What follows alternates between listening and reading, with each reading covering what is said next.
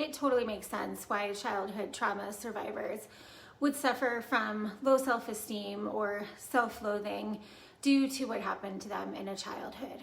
But I think that how this manifests in adult relationships is often misunderstood and can be very confusing for those of us who are supporting them through childhood trauma recovery. A fear of intimacy is a common aftermath. The self-loathing stemming from past trauma can make vulnerability feel incredibly dangerous to someone with a traumatic past. Because of the guilt, shame, and humiliation that they have been living with for most of their life, they will be pushing you away so you don't peek into the deep shadowed recesses of their heart and soul. This is often a forbidden place that very few will see.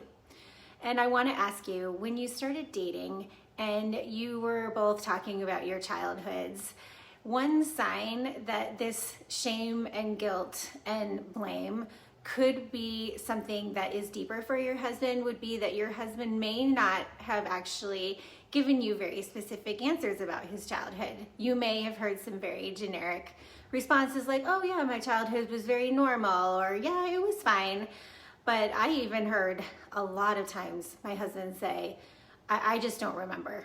I don't remember much of my childhood at all. I don't know why, but I just don't remember. After courtship, this keeping you at arm's length can be very confusing, and it may take quite a while for your husband to feel like he can give you a peek behind that door. And you may often feel like this is an indictment of you, that you aren't worthy or good enough to be trusted with this information, but that really is not the case, and it actually has nothing to do with you at all. It is actually the survivor's feelings of guilt, shame, and inadequacy towards themselves that keep them closed off from others.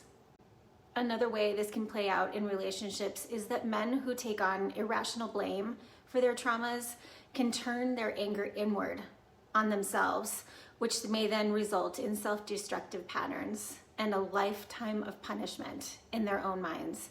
They may carry tremendous anger towards the abuser or abusers, which can often be misdirected if the anger is not effectively processed. In my blog last week, I talked about how this anger can play out in marriages and some things that you can do and some tools that you can use to try and displace that anger back to where it belongs and away from you. Another confusing byproduct of this is your husband does not want to feel like they're being blamed. And this complex comes from the belief that the abuse was their fault. The abuser, as a form of grooming, could have pushed this belief on them, or could be one that they created in themselves. And this may play out in a relationship where your husband often doesn't want to take ownership if things go wrong. And this is really difficult to understand. You just think, why can't my husband just apologize for that mistake? Or, I'm not blaming him. It was just part of the situation, but it can spiral out of control. So knowing that this could be part of what happened to him in the past can help you try and deal with that in a more productive manner. There are more manifestations of this in a relationship, but one I hear quite a bit is an ever-present fear of abandonment that might haunt them. They may think, if I hate myself so much, how can anyone else truly love me? Insecurities can manifest as jealousy, over-dependency, and even as emotional distance, but this is all rooted in a deep-seated belief of not being enough. I would hear from my husband when there would be conflict that he knew this was always how things were going to play out, that he wasn't meant to be in a relationship, that he knew that this was just a fairy tale that would come to an end at some point. They are constantly waiting for the other shoe to drop and for us to find out what they are truly like and what is truly deep inside of them, and that we will not want them anymore. Before we get to some ways that you can help someone who is in a cycle of self-blame, I do want you to just think about that child who had that traumatic event or events, and realize that it's not just about the trauma, but how it's internalized and remembered. Their little brains are developing, and traumatic events in childhood can disrupt normal brain development. And this actually leads to alterations in areas of the brain associated with emotion, regulation, fear, response, and memory.